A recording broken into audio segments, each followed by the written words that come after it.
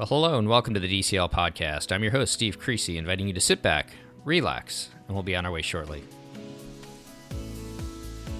Well, welcome back once again to the DCL podcast, your podcast for Disney Cruise Line history, trip reports, and general travel planning. Well, welcome back.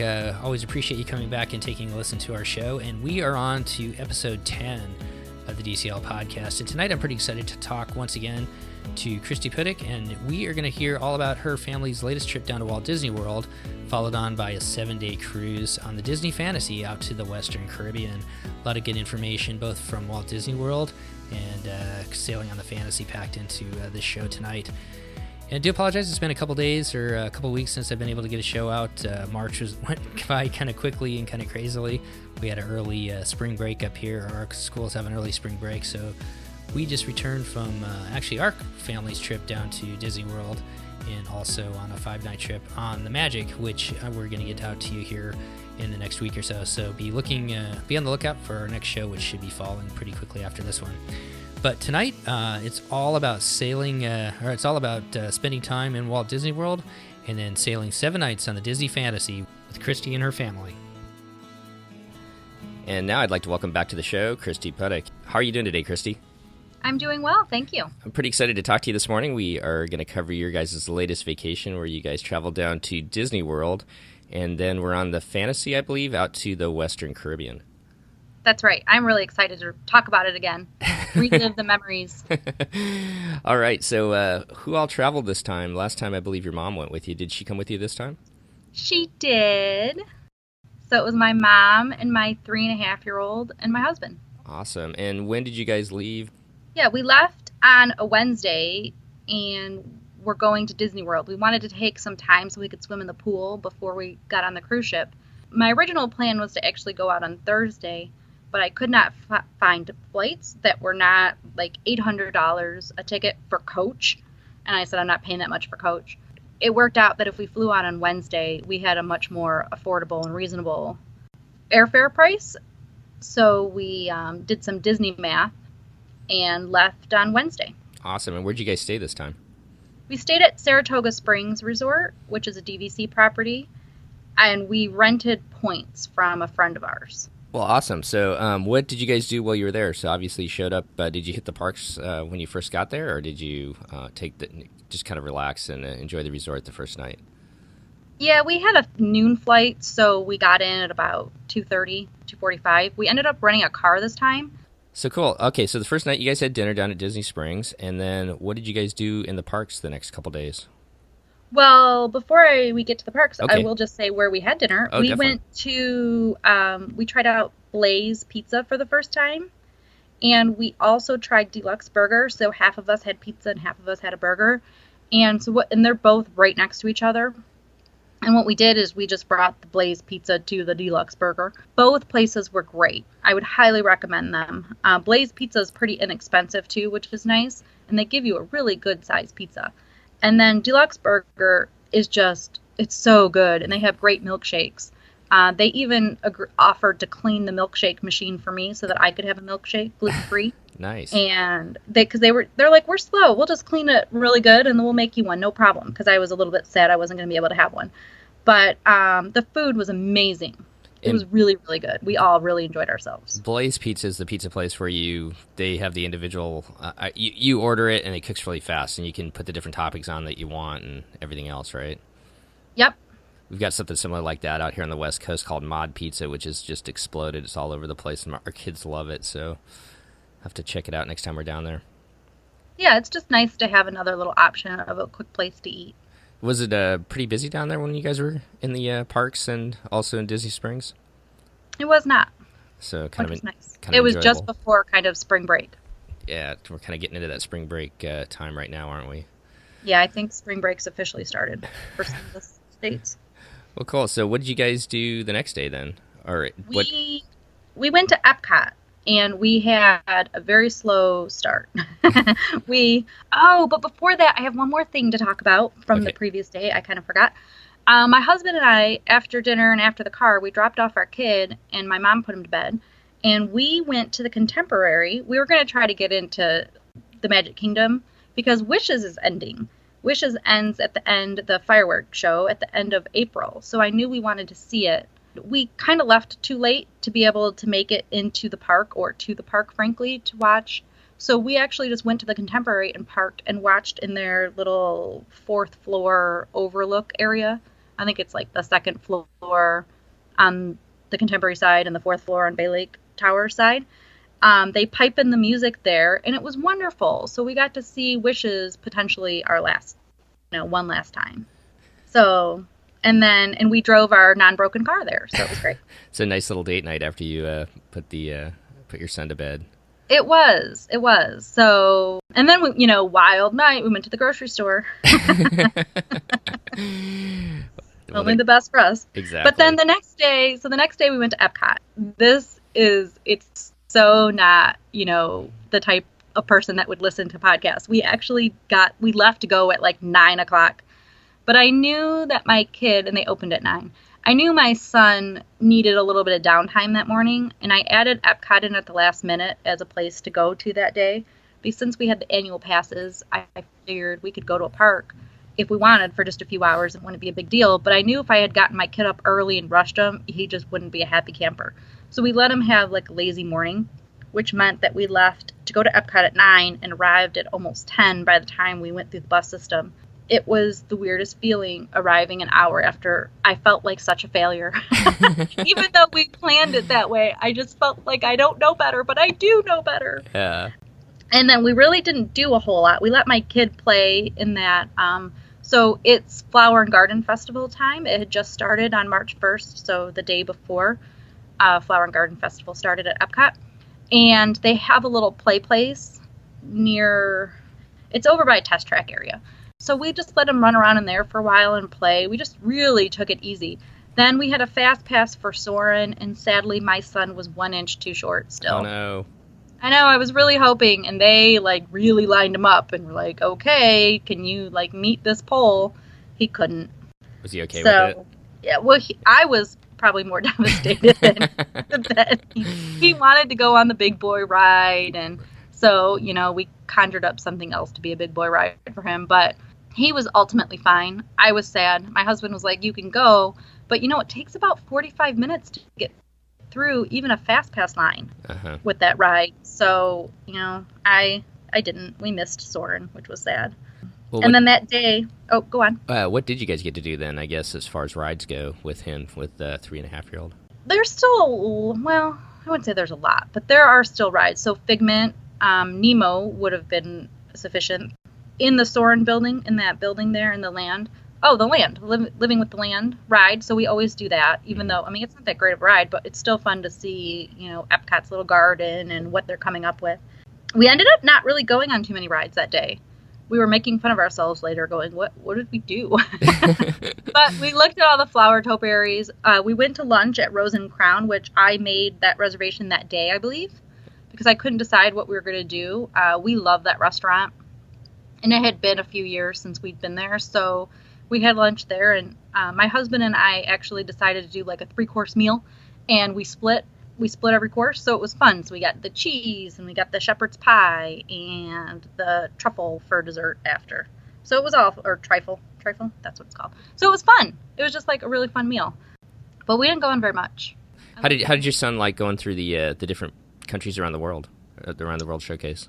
Yeah, we made it to England. Okay. So he didn't really notice.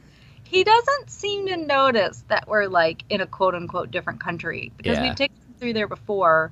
He doesn't really seem to notice.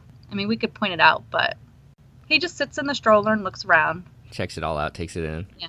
Nice. So anything else stand out from your day in Epcot, or? Nope, that was it. We knew we were going to try to leave early. We made a decision as a family to miss. We had a later fast pass, around 1:30 or 2 or something, for the character spot. And that was the earliest I could actually get that reservation. And I will note that we missed the Frozen fast pass because I didn't decide until 2 days into my 60-day window that we wanted to go to Epcot, and they were already all gone. So, if you want a Frozen fast pass, you got to get that quick. But we wanted to go swimming. So, and it was a gorgeous day, so we left the park and we went went back to the hotel and went swimming and swam for like an hour and a half. It was a lot of fun. We all had fun. That night, we all went back to Disney Springs to go to Raglan Road for dinner, which is one of our absolute favorites. I mean, we all love watching the dancing and the music that they have there. So it's just really good for the whole family, in my opinion. So that was your second day, and what did you guys do the third day? The third day was Magic Kingdom Day, and they had extra magic hours. So we didn't quite get there as early as we wanted. But again, we knew that this was not our only time of the year, and we didn't want to tire our son out because we knew we still had a good, length of a trip left. So we got to Magic Kingdom and through security and into the Fantasyland area at about 8:45. So we got about 15 extra minutes before the park opened. We went on a ton of rides. So we did have a lot of fun. Like we hit Little Mermaid and Speedway and Barnstormers, Peter Pan, Dumbo, Winnie the Pooh, Talking Mickey. We call it the Spitting Camel ride, whatever that ride's called. Aladdin's Magic Carpet ride. The Magic Carpets, yeah. Yes. We really did we had a lot of fun.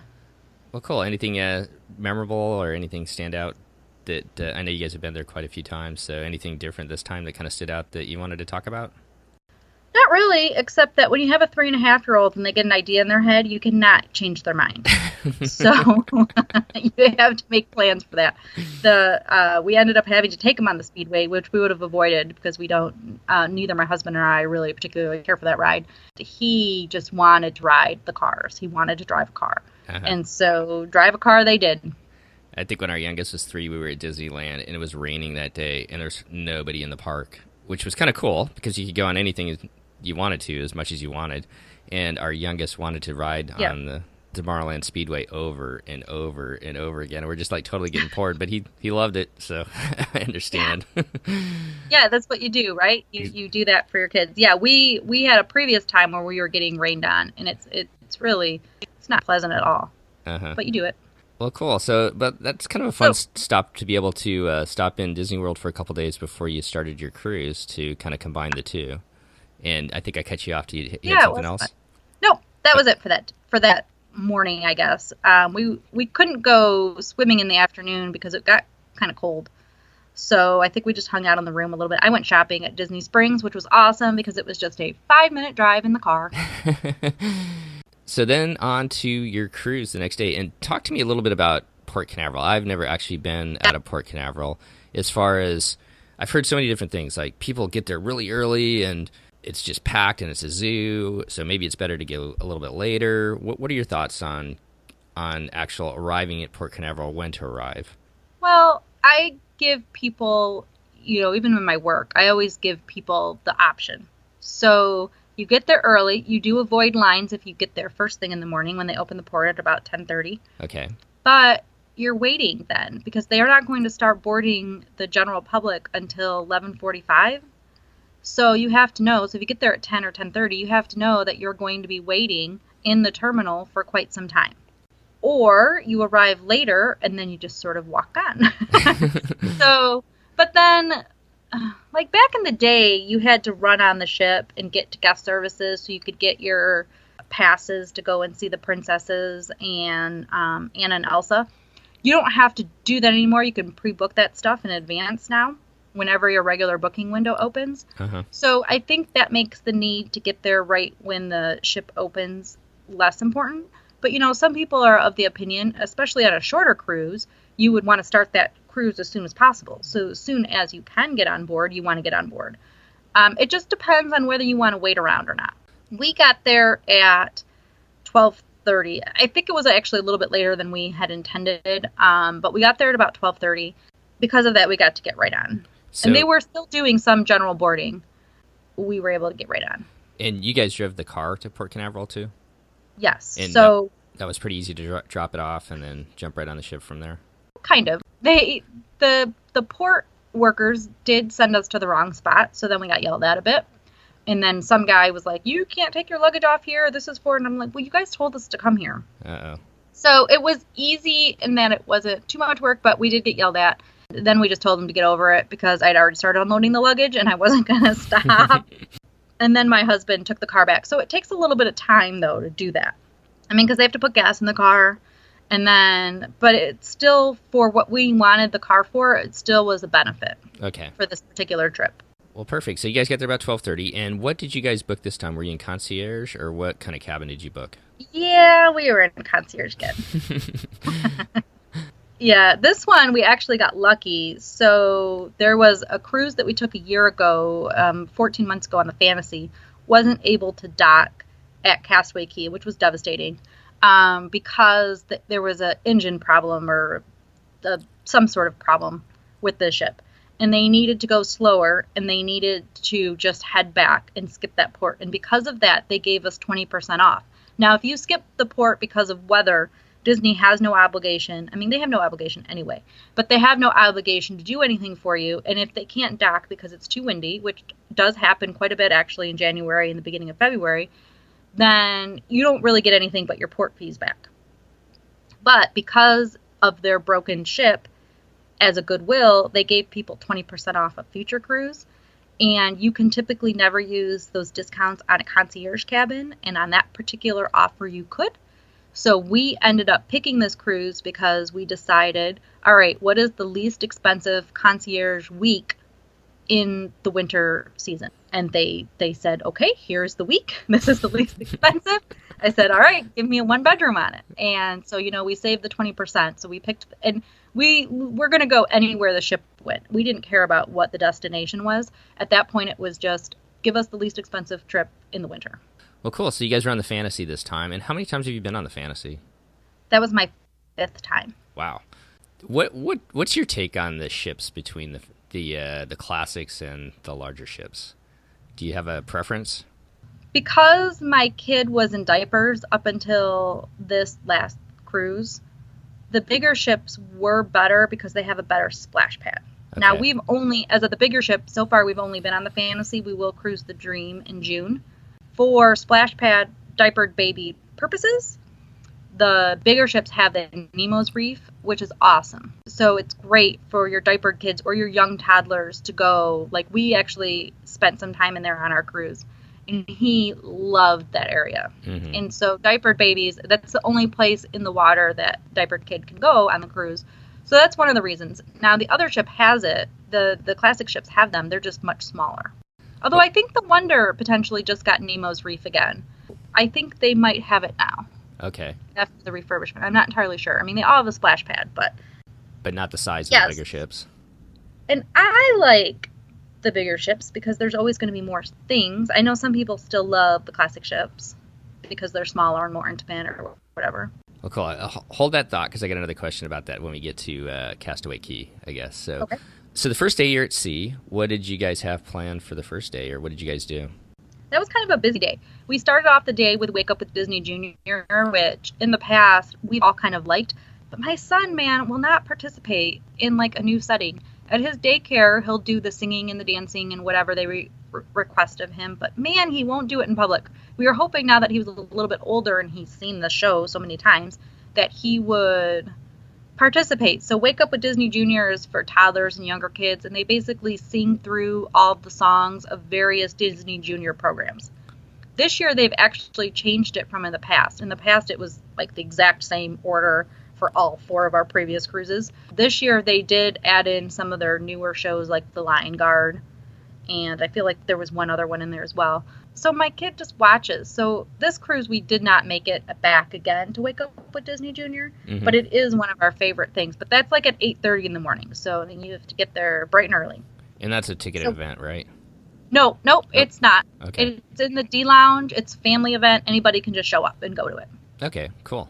It's super cute. Oh, and they always have a character at the end of it. So if your kid, you don't get to like have an autograph, but they can dance with them. So if your kid likes characters, then there's always one at the end. And that's a half an hour long. Well, that's kind of cool. Yeah. And then that day we had Palo brunch as well. It was kind of a busy day. So, and I went to the hair salon. My bangs were very overgrown and they were driving me crazy. So I decided to make an appointment to get my bangs trimmed and then have them style my hair because that night was formal night. And it happened to be our Palo brunch day. So I got to have my hair done for Palo. Nice. Was it hard to get? Was it hard to get into the hair salon that morning? It was not. Well, so it's funny. I first made the appointment for the evening, but then I remembered that I had Palo, and I was like, well, that would make so much more sense for them to just do my hair all day. And so I did call to see if I could get back in the morning. They were booked up, but then they called me back within like 10 minutes and said there was a cancellation and that I could get in at 9:15 or whatever. So you guys had Palo. How was the brunch? Oh, God, it's so good. The one thing, though, they changed is they had changed their menu a while back. The one significant change is that they don't have the filet on the brunch menu anymore. And so they have a sirloin now, and the sirloin was not very good. My husband got it. He got it rare. I mean, this sirloin came back medium well at best, and it was so thin that there's no way it could have ever been rare, frankly. It wasn't flavorful. He ended up saying, well, I'm not going to, I can't eat this, and you should just tell people that it's only going to be cooked medium well. It was disappointing for sure. But then he did just get an order of the chicken parmesan, which I always order as well, but I get it gluten-free. He got it the regular way, and he said it's absolutely wonderful. So chicken parmesan is still where it's at. Okay. So what did your son stayed with your mom then during Palo? Yeah. Okay. Yeah, they did some sort of fun activity. I think actually, too, they went to the Royal Court, which is a sit-down restaurant for lunch, and I think they really enjoyed that. Okay. Well, anything else? Did you guys do anything else that day before you get into formal night? No, I'm pretty sure I took a nap in there. In fact, I know I did. I took a nap. I love my naps at sea. Which is what you're supposed to do, relax and enjoy yourself a little bit. Yes. Are you guys formal night people? Do you get dressed up for formal night, or what's your take on it? Disney has helped us. The Disney Cruise Line has helped us be less formal. Uh-huh. There are still people that get quite formal. But when you're traveling with a little kid, and our first cruise with him, he was 7 months old and was quite the spitter upper. Like, he had drooling and a spit up problem. So we'd be covered. So there was no getting that formal. And so from that point forward with him, it's just been hard to get, the suits don't make it on the cruise anymore. My husband doesn't even bring a tie. Obviously easy for women to get away with putting something more formal on. But for my husband, he just wears dressed khakis, and like a dress shirt. Did most people get dressed up, or what was it? What was the crowd kind of like? Probably mixed. It was mixed. It's hard. I feel like I'm in a bubble now. When you travel with him, you kind of forget to notice everybody else. Right. So I never seem to pay that much attention. There's always some that are really dressed up and some that are not, like, at all dressed up. So. Yeah, I was just kind of curious. When we went to Alaska, it was kind of a mixed bag as far as people getting dressed up. At our last one, when we went to Norway, it was mostly Europeans on the ship, and everybody was dressed up. So. Oh, I'm surprised by that. When I did a European cruise about 5 years ago, something like that, there was hardly anybody dressed up. Really? So I guess it just depends upon the crowd you're with, huh? Yeah. Yeah. Well, cool. So on to Cozumel. What were you guys' plans for there? Really quick, back to the cruise, that first night for formal night. Just for listeners to know, so this was a Star Wars Day at Sea cruise, which actually came out about several months after we had booked the cruise, where they announced that they were going to do Star Wars Day at Sea for all of the Fantasy 7-night cruises from like January through April, I think. Because of that, it changed the dining order. So typically in the past, there was this menu that had like this chicken dish that I really liked and some other stuff that first night of the cruise. Well, this was a different menu. And because of maybe Pirate Night and then the Star Wars Day at Sea, although Pirate Night had a regular menu too. So I'm not entirely sure, but they've altered the dining rotations now for what menu you got the first night. So people just want to keep that in mind. Okay. And it wasn't a bang-up menu in anybody's opinion. Unless you like duck. If you like duck, you were going to be all set. Because there were lots of duck dishes at the Royal Court for that first dinner. My meal was a bit of a challenge because of celiac. I have to eat gluten-free. And the first day of the cruise, there's really no way to pre-order your food. So then my choices were a bit limited. So it was not our best meal for anybody, and not for me. It was fine, but it was definitely not the best meal for anybody. Okay, anything else for the first night at sea? Nope, that's it. Okay, so on to Cozumel. What were you guys' plans there? We actually planned to do a shipboard excursion for like the first time ever that wasn't scuba diving. So usually I'll do a scuba diving excursion with the ship if I'm going to dive on that particular trip. But this is the first just regular excursion as a family we did. My mom stayed on the ship, but we went to Playa Mia. I'm not sure. I can't recall how to say that. It's basically an all-inclusive resort. So the bus situation, the beginning was not great. It left kind of a bad taste, frankly, in all of our mouths. We were standing in this line. They tell you to be in this room by 8:45. The concierge people said, yeah, don't even go until 8:45. Although, and I think in this particular excursion, that was a mistake. Because at 8:45, the line was like 150 deep just to check in. And it went all the way from the place where they do the evening performances, like whatever that theater is called, all the way to guest services, like literally all the way to guest services.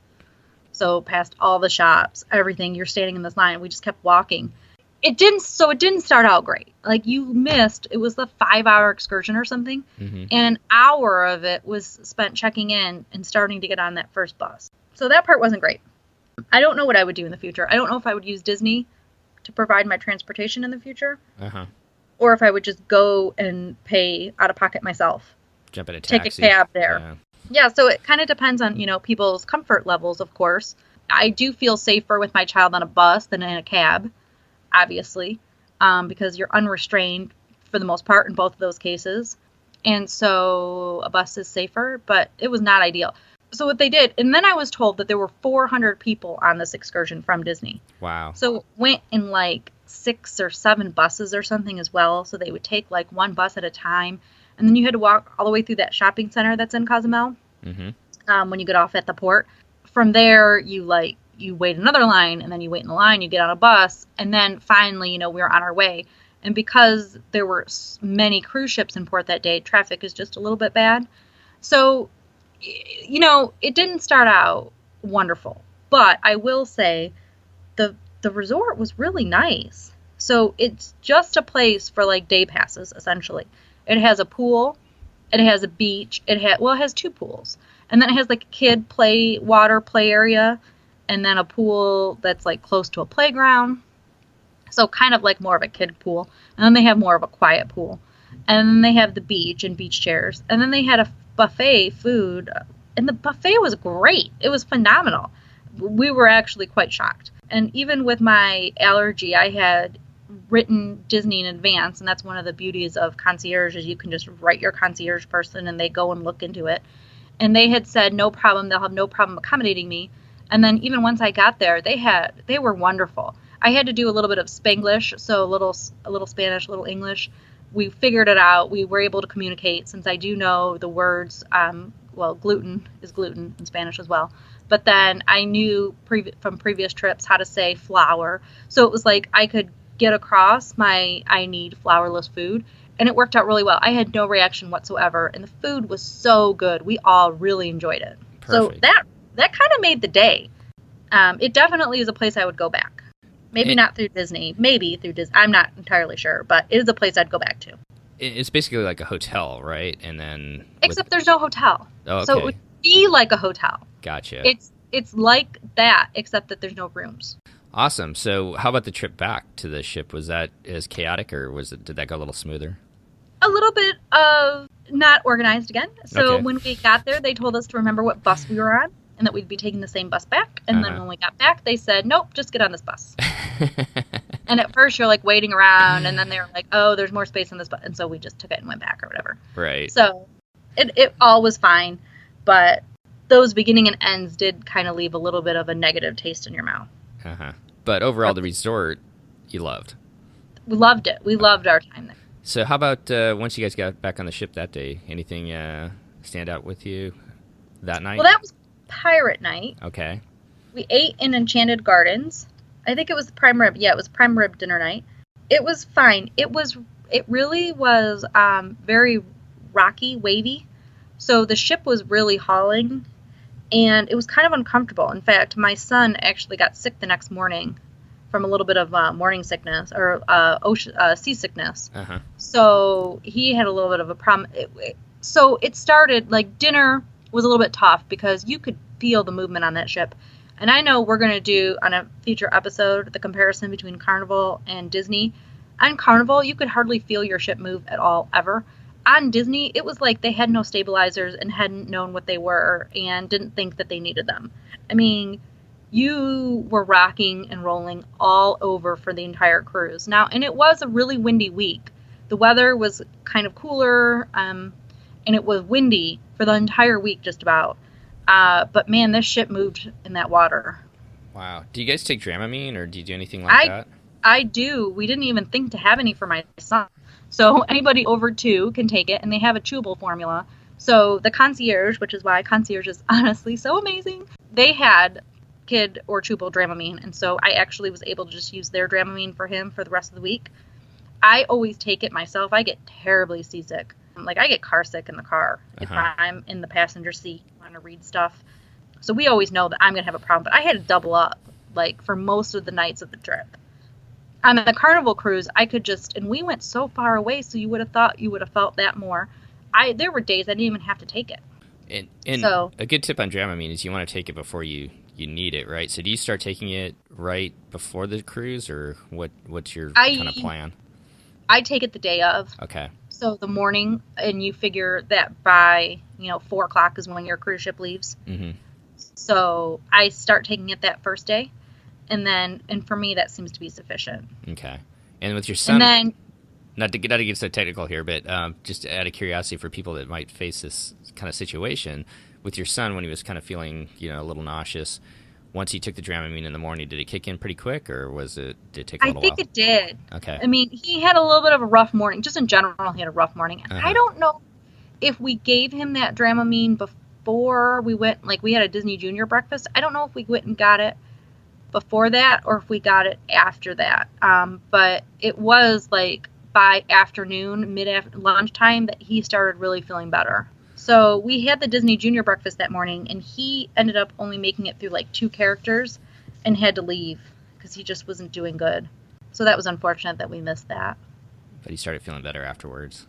Yes. Nice. So we did have, we decided that day, I think because he wasn't feeling good, to just do room service lunch in concierge. And I know when we recorded the concierge episode, I wasn't certain that you could order room service lunch, that like actual lunch meals, as opposed to what is on the room service menu. Right. So we were able to order off of the Royal Court lunch menu for lunch, and it was delivered to the room. And that's what we ended up doing on Tuesday, and it was really good. Tuesday was also the day that we were in Grand Cayman. We opted to just not do anything in Grand Cayman. And actually the weather, it was really windy that day too. So, and we knew the tenders would be bad. So I don't know if on a more ideal day we would have gone shopping. If we could have gone to the beach. We knew we needed a break because of the Disney trip and because of the previous cruise we had just taken. We were all just a little bit exhausted. So we knew we needed a break, and so we used that Cayman's Day as sort of our break. Did most people go in, or was the ship kind of quiet then, or? Yeah, it was definitely more. It was definitely more quiet. Quieter. Can we go back to Pirate Night? Because I always hear about Pirate Night. What exactly happens on Pirate Night? So you don't have to go through the whole thing, but obviously they have a special dinner, and then they have a show, and then fireworks, I guess. Yes, and they have the characters. Now, we're not great joiners, and all this stuff occurs in the evening. Right, which is your son's bedtime. Yep. Goes to bed, and we're not super fans of large crowds, and so we have seen, out of 6 cruises, we've seen the Pirate Night fireworks now. Well, my husband tried to see it that night, but once. So it's bad. And mostly, I think with the Dramamine even, that I am just so much more tired. And even in regular life, I go to bed early. So in cruise life, it's not really, honestly, that much different for me. And, like, the fireworks are at 10:45. I just can't do it. I was asleep. No, that's okay. I was just curious. It's like a dance party, though, right? Okay. And then it goes on to with the characters. And they have a buffet. Okay. So they have like a whole pirate thing, and they have a buffet, and it's a whole situation. Like, my husband went once to watch the fireworks, but we watched them from the other side, so we weren't by where the stage and all the people were. Right. So we really just went and watched the fireworks. But there's like a little show and a buffet after, so it's a whole night. It's a whole fun thing. Okay, I'm just curious. Yeah, we're not. I mean, to be completely honest, that's not usually our thing. I can see us probably going to watch the fireworks and stuff, but my kids aren't going to be dancing at a dance party, so. No, yeah. And some people are really into it. They dress up. People are very extravagant with their costumes. Yeah. I kind of see it as like it's either your thing or it's not, but it sounds like it's fun if it is your thing, and if not, there's obviously plenty of other things that you can do on the ship to keep yourself entertained. And they don't do the Pirate Night dinner, which isn't that great anyway, when they have the Star Wars Day at Sea. Okay. So they don't do both of the specialty dining rotations, I guess. Well, cool. Well, that kind of straightens that out a little bit for me. Thanks for putting me on the straight and narrow. So Grand Cayman, you guys kind of hung out. Anything else that night that stood out? Well, my husband and I had Palo dinner. Oh, nice. So I think Royal Court would have been our dining room that night. And so, but we all just skipped it. So we told our serving team the day before nobody was going to be there. Because we had Palo, my mom likes to take my son to the show, but because the show we would typically go to starts after my son goes to bed, what they've always tried to do in the past is they'll do something else for dinner, and then they'll go to the early show. That night, the show was Believe, and I think it's cute. Mm-hmm. I think they made it about 25 minutes of the show, and then my son was over it.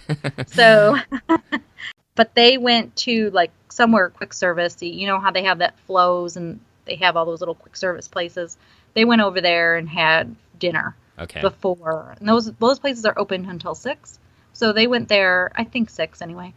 They went there for dinner and then went and saw the 6:15 show. Okay. And then my husband and I had Palo, which was so good. What'd you have? Well, we kind of order the same thing every time. We're really quite lean. The filet is our main course. So we each get that. And then we usually ask them to make us some risotto. So, but we don't eat mushroom. The normal risotto on the menu is mushroom risotto. So they made us like a cheesy risotto, which was really yummy. It was really, really, really, really good. And then we have, neither of us eat seafood, but I think if a person ate seafood, they would get that from there as well. I eat the caprese salad as my first course, and my husband eats, well, appetizer course. He gets whatever their salad is. He really enjoys it though. It's like got a balsamic vinaigrette or something. They start the meal off with an antipasta option or whatever. So they come over with olives and meats like the prosciutto and whatever that darker Italian meat is. And then the best fresh mozzarella, or not fresh mozzarella, but the hard, it's not mozzarella at all. It's Parmesan. Yeah. Yes. Oh my God. So good. So good. And they have olives, they have artichokes, they have red peppers. And so they come over and they ask you how much you want, and you get to tell them yes, and they put on a plate for you. It's so amazing. And then they have a bread basket, and for gluten-free, they do have a gluten-free bread that they serve at dinner, which is really good too. It's like a pizza crust with all kinds of yummy flavorings on top of it. And then did you get is it the chocolate souffle that they have for dessert that you have to order ahead of time? Yes, yeah. And it was so good. Although I think ours was a little overcooked, which I think is why they offered that we could come back any other night of the cruise at like 9 or 9:30, and I laughed in my head thinking I'm never leaving my cabin at 9:30 to come get chocolate souffle. But I think that's the reason, and I think it was only overcooked because my son was kind of having a hard time, and my husband had to like run back to the room really quick and tell him to, go to bed, and here's a kiss from Dad, and so. The dinner didn't quite go as it would typically go. I think our soufflés got a little tiny bit overcooked as a result. But they were still so good. And we were so full by that point. I don't know what our problem was. But I was really full. And they did invite us. I've never had that happen before. They invited us to come back. And he's like, well, you can have another soufflé on us anytime you want. You just have to come at 9. I'm like, okay. But it didn't happen. I can't leave. I was so tired, I guess. I don't know. But 9 o'clock was not happening ever. That's part of life with little kids. Right. Yeah. So the next day, you guys are on to Jamaica. And I've never been to Jamaica. Didn't leave the ship. Okay. Oh, we've been a bunch. Okay. And we didn't leave the ship again. Which this is one of the ports that most people didn't leave the ship. Uh-huh. So it was still crowded. We actually went to the pool. I think my son had a grandma day quite a bit as well. But then we took him to I took him to the pool after lunch.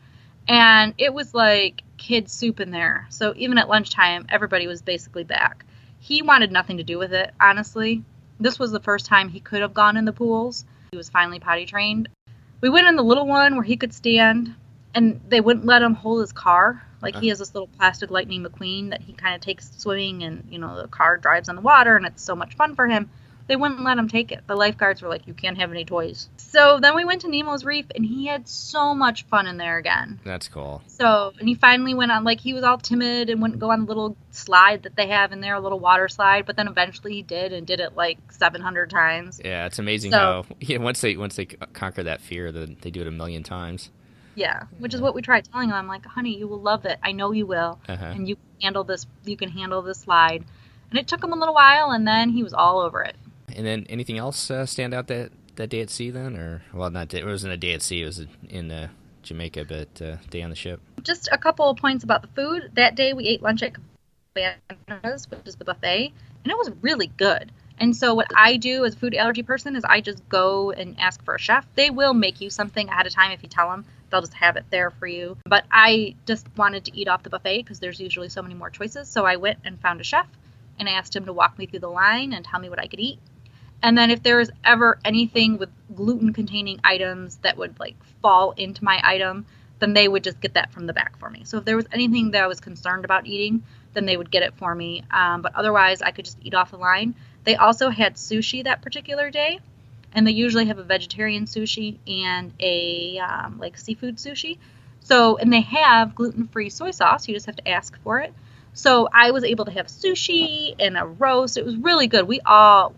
I don't know that my mom loved it, but my husband and I and Blake really liked our lunch. And then that night was Dinner's Palette. And that was the drawing night where you drew your... character? Yes. You draw your person. Uh-huh. And then there was the show, which was so much fun. So it's really fun. It's really cool what they do in there. So was this the first time, like, Blake could actually draw a character that he could see, or... Oh, he did not draw any character. Okay. He colored his sheet. Uh-huh. And then he could not quite grasp the concept of staying within the lines and making it like a part. It didn't happen. So. That's okay. We let him draw, and then he continued to draw for the rest of the meal. And then our characters went up there. Okay. So it's still fun because we're like, there's mommy's guy, there's, daddy's. Well, cool. So the next day, I'm guessing, was Star Wars Day at Sea, huh? Yes. Yeah, so talk to me about that. What all happened? Oh, so my husband, I was asking him his opinion on stuff, and he's like, from a nerd perspective, it was great. So I love it that he says stuff like that. Uh-huh. He's like, you can really get what you want out of the day. If you're a Star Wars fan, this is the place for you. And if you're not, like, I saw them when I was a kid with my brother and growing up, and, all the original movies were out then. I did see whatever the last one was called. I never saw Rogue One. I was kind of not interested. So I'm not a fan. I understand. I think BB-8 is the cutest thing ever. But I'm not a Star Wars fan. But it was a really cool day. I will give it to them. Disney goes above and beyond for theming. Like, we had dinner at Animator's Palette that day, and they even had on the screens, like, the little Millennium Falcon going through the sky next to the cruise ship, like, and those little fighter plane things were flying through on a screen. It was really cool. Like, the attention to detail was pretty amazing. But so when you first get on the cruise ship that day, for us, because we were in concierge, the concierge people just give it to you and say, give it back to us quickly. I think for everybody else, it was just in your cabin, or when you checked in, you got it potentially. But you have a sheet, and you have to pick 2 Star Wars experiences that you want to do. If you do have a kid that's between the ages of 4 and, I don't know what the cutoff age is, 9, maybe 10, they have Jedi Training Academy, which, like, they do at Hollywood Studios. Well, that's kind of cool. Yeah, so they offer that. So if you have a kid in those age groups, then you can request to do that. Otherwise, you pick 2, and I wish I would have saved that sheet because I don't remember what any of them are called, but they had, like, and everybody knew just by the names who you were going to get to see. But they had, like, one with the droids. So that one had C-3PO and R2-D2. And then they had one that was called something that everybody knew you met Chewbacca. Uh-huh. So I'm like, how do you guys know this? Then they had the one where you were either going to meet Kylo Ren or Darth Vader. There were 2 other choices, I think. But I can't for the life of me figure out what those choices would have been. And I did ask my cruise group, the Facebook cruise group, after the cruise to say, did everybody pretty much get what they wanted? And for the most part, all but like one person that responded did say that they got what they wanted. So they have they have those meet and greets, kind of the Jedi Training Academy. I'm assuming they have the movies playing all day. Did they have stormtroopers walking around the ship too, or? They did. Yeah. Yeah, and those are just so much. They don't have as many as at Disney World. Uh-huh. I will say, too, that some people had indicated that our cruise was like a lap over cruise, where staff were coming and staff were going. So they had basically double staff. No, it was a good thing for us. They had double staff. So people said that there were more Star Wars characters than there would have normally been. Okay. Because they had more of them. I guess for the Star Wars nerds, as I said earlier, people were very excited about that. The other tip is, if you're going with 2 rooms, which we didn't do this because we could have done this for my mom's room and our room, is you request different people because you just get 1 ticket per room and you can all go to both of them. Gotcha. So you could have gone to 4 instead of the 2. We could have gone to 4. Right. And lots of other people did know how to game the system that way and did that. But I didn't. So now your listeners will know for the future. Perfect. Yeah, well, that's usually me. It's like, oh, man, we should have done that. So. So how about dinner that night? Did they have a special dinner? Or what do they do in the evening? Yes, they have. Oh, my God. The kids' menus are so cute. There are these masks, and you can pick. You get both of them. They have a Stormtrooper mask, and they have a Chewbacca mask. And so you can put it over your eyes, and they had like little holes for the eyes. They were adorable. And then everything was Star Wars themed. And some of the desserts actually say Star Wars, but they had like Star Wars type names for all the food. So it was very themed. The food was fine. Like, it wasn't my favorite menu, I won't lie. But for me, I'm always lucky because I can just request other food. You know, I see the menu the day before and they're cooking me something anyway. Right. So I can get something else. It was really cool. The theming was very cool, and it was all day long. So you had the music from Star Wars going through the speakers from 8 o'clock in the morning, basically on. And I will say that the Star Wars stuff starts early. Like, our first meet and greet was, like, at 9. And that's your time. If you want to do it, that's the time you do it. So what about after dinner then? Do they have a show or anything special? Yes. Yep. So they have a whole Star Wars fighting each other situation. I went to bed. My husband went and watched. So I put my son to bed. My husband went and watched Rogue One because he's quite a fan, but he hadn't seen it yet. And part of it was like, well, was kind of like, I'll wait and see it on the cruise. Mm-hmm. Did you like it? And so, save the $12 or $10. And so that's what we ended up doing. The timing didn't work out ever for him to go with his family or friends. So he said, I'll just watch on the cruise. Okay. Did he like it? Yeah, he liked it a lot. He didn't like some of the people around him. So he said he really enjoyed the show, but it was really crowded. And that, there was just people goofing off. And so it wasn't, he maybe couldn't concentrate on all of it, but he's pretty good at being able to focus that stuff out. But he did enjoy it all. Yeah, they had the Tangled show on the cruise that we did on the Magic. And during dinner, they had a bunch of the soldiers running around where they were looking for Flynn Rider. And I thought that was cool. I thought that was just so cool. They came running through the where we were eating in the dining room, and all throughout the ship that evening as they were kind of running around looking for Flynn Rider, and it just kind of added to the whole experience. So I could imagine, like, with Star Wars with stormtroopers and the music and everything else, just what an amazing day, especially if you're a Star Wars fan. Right, and the best part is, if you aren't a Star Wars fan, then it was one day, right. And it wasn't obnoxious. You just couldn't see Mickey that day or anything like that. This was interesting. I was asking for something from my concierge host, one of them, and we somehow got on the topic of the Star Wars. I was told that when the final crossing of the T's and dotting of the I's contract stuff occurred with Disney buying out Lucasfilms, that there was a clause in there that said they weren't allowed to do Mickey and Star Wars together. So remember how there used to be Jedi Mickey stuff? Right. And there was character breakfast? Well, Lucasfilms made that a clause that they can't do that anymore. So that There are no more, there used to be, and I'm so mad, especially after this, that I never bought them. There was like the little Star Wars characters that you could get that were Mickey, but with Star Wars. Huh. So they were all the crossover characters and mini Princess Leia.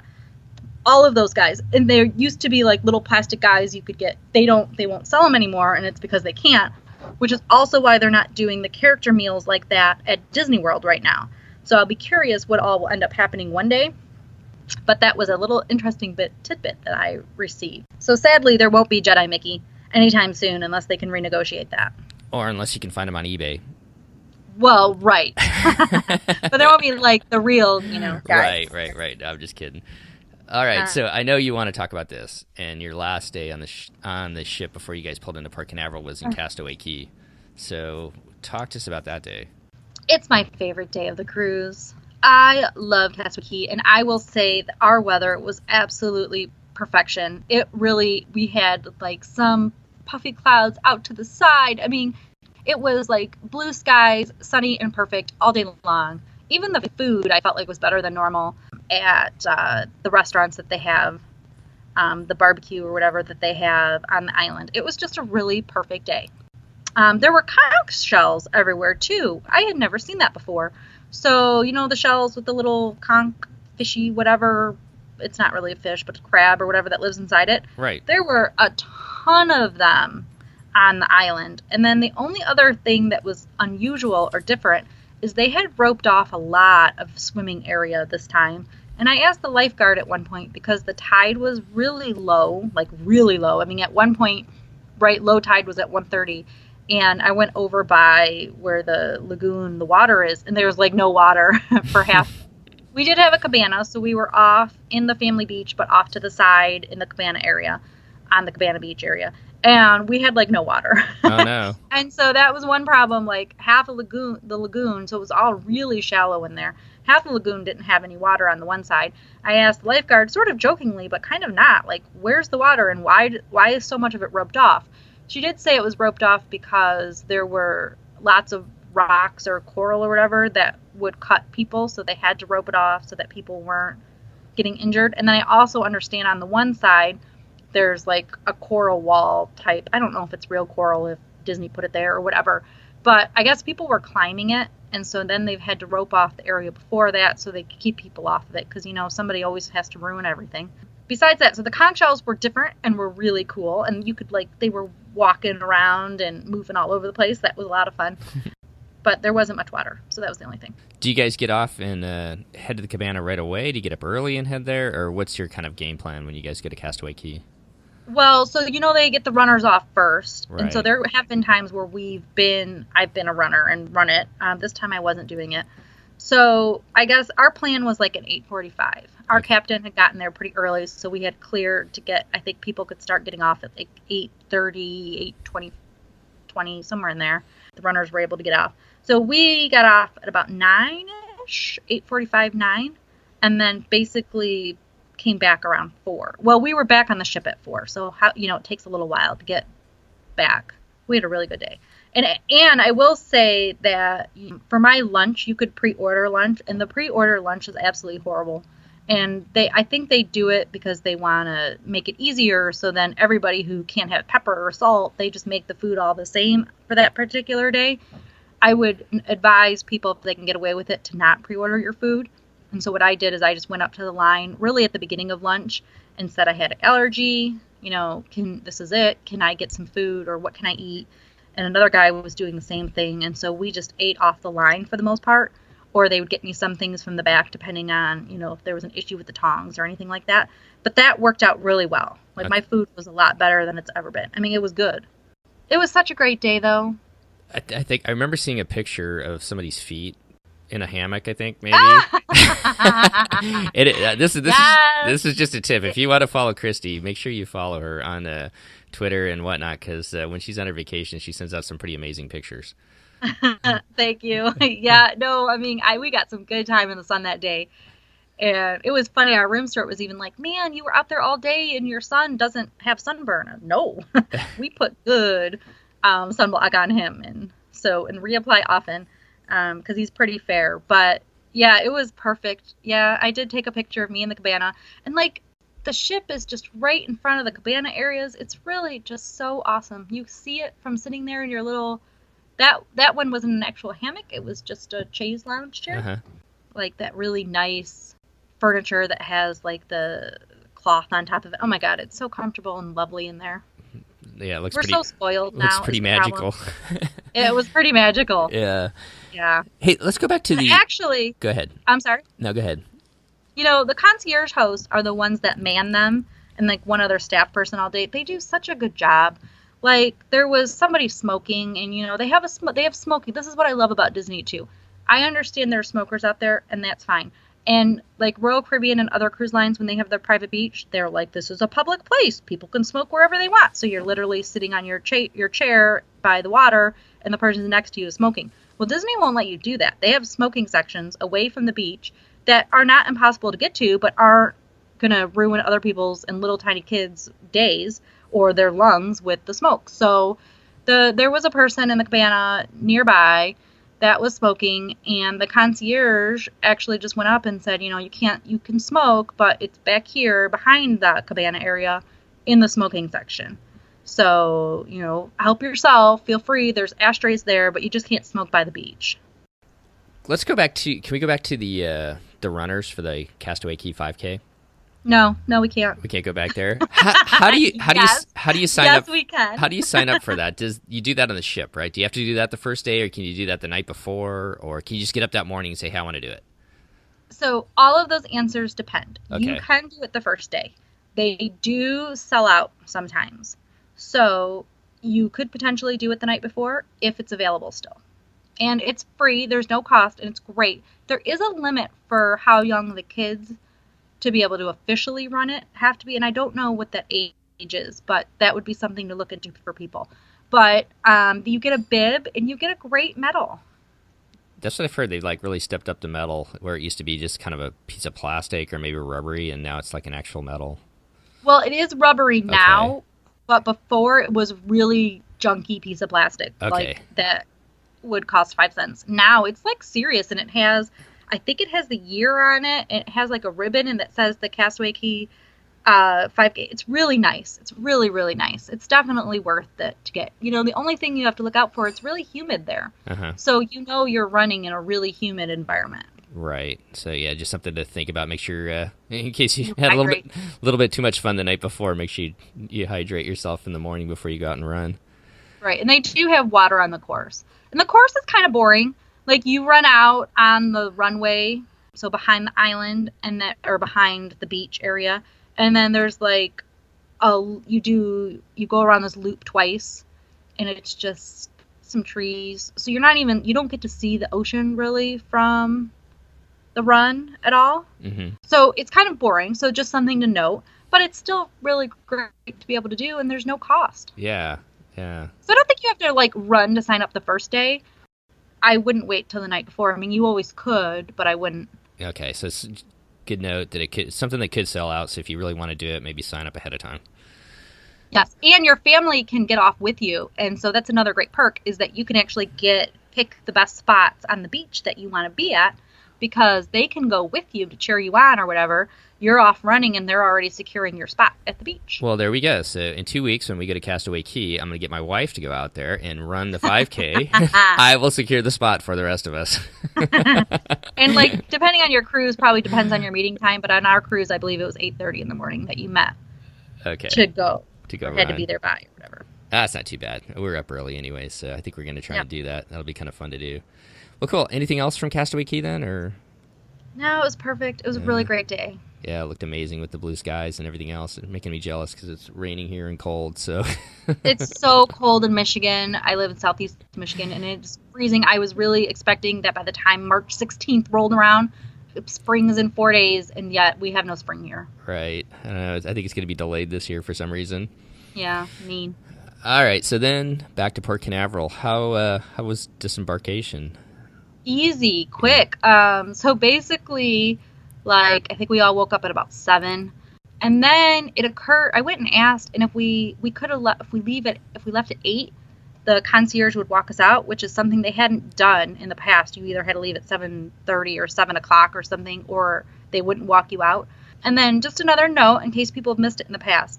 So with breakfast on the last day, you're supposed to go to the dining room that you had dinner at the night before.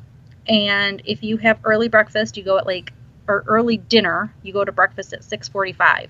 Or if you have late dinner, you go at 8:30 or something along those lines.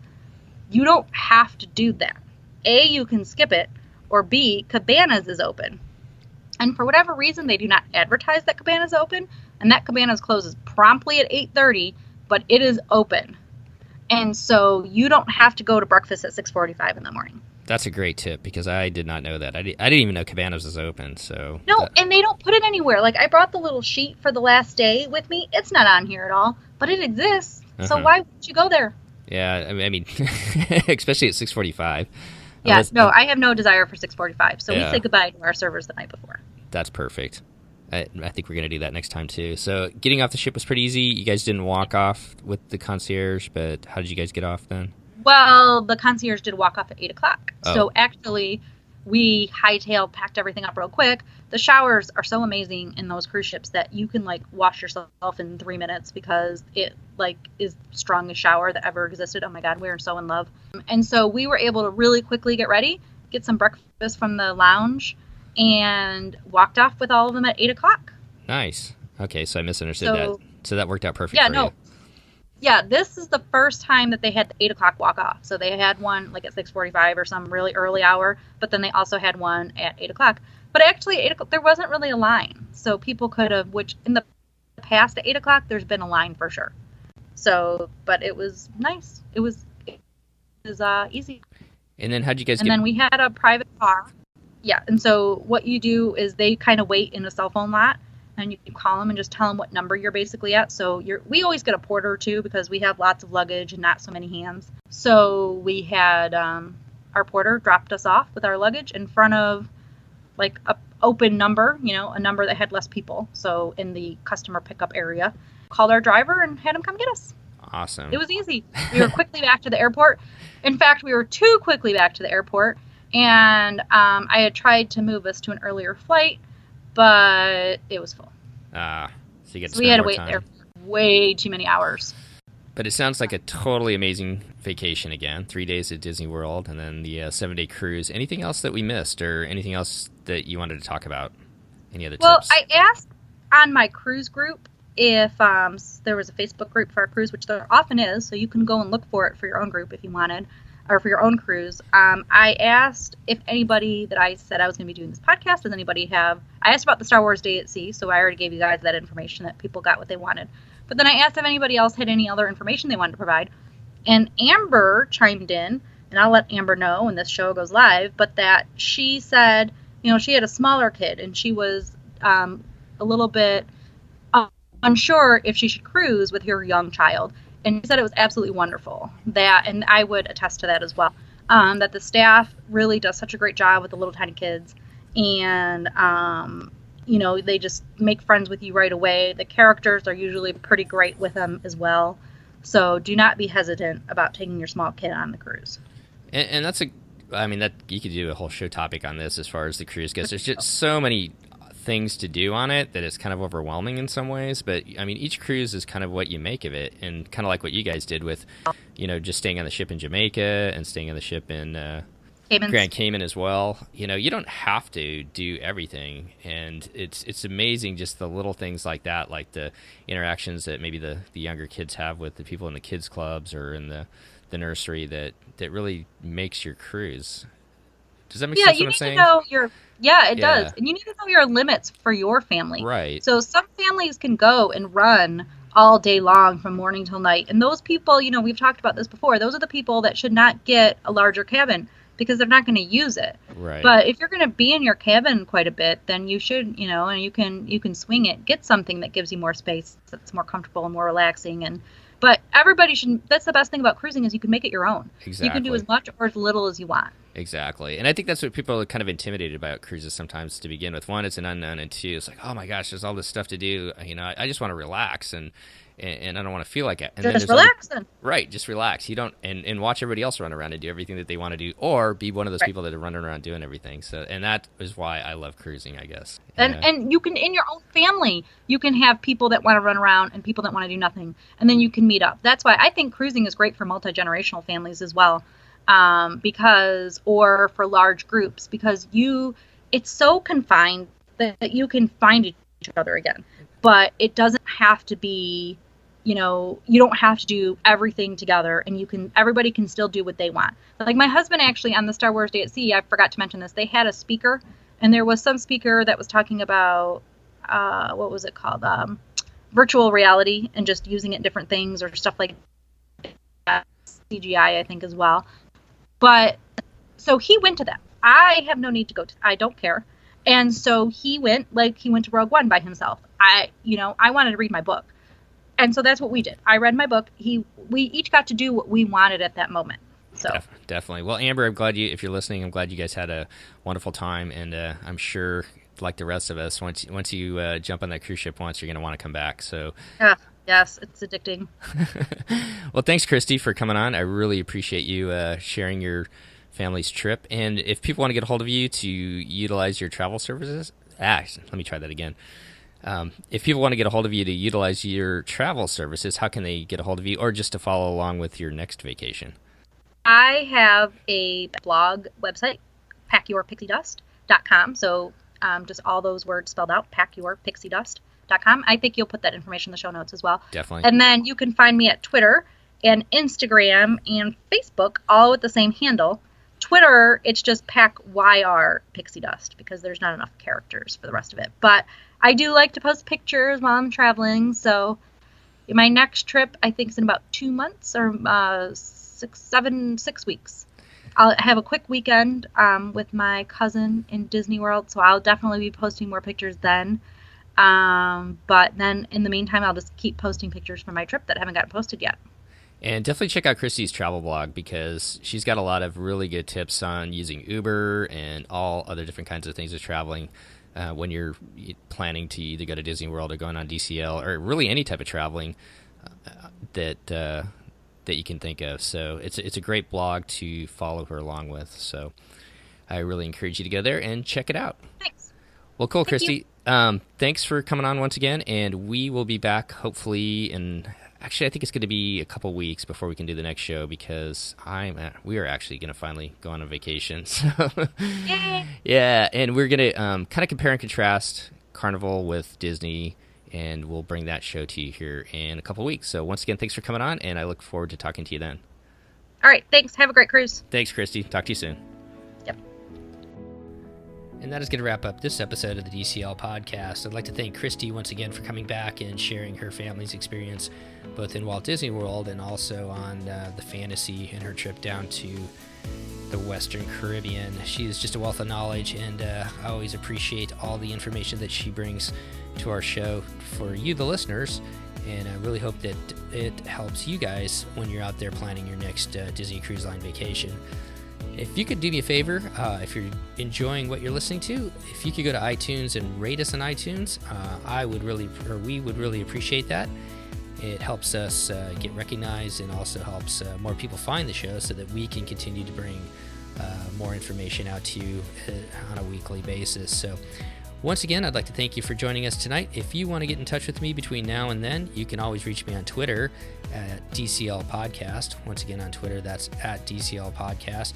And I'm also on Facebook, where you can find me just with DCL Podcast on Facebook. So once again, thanks for listening, and we'll see you next time on the DCL Podcast.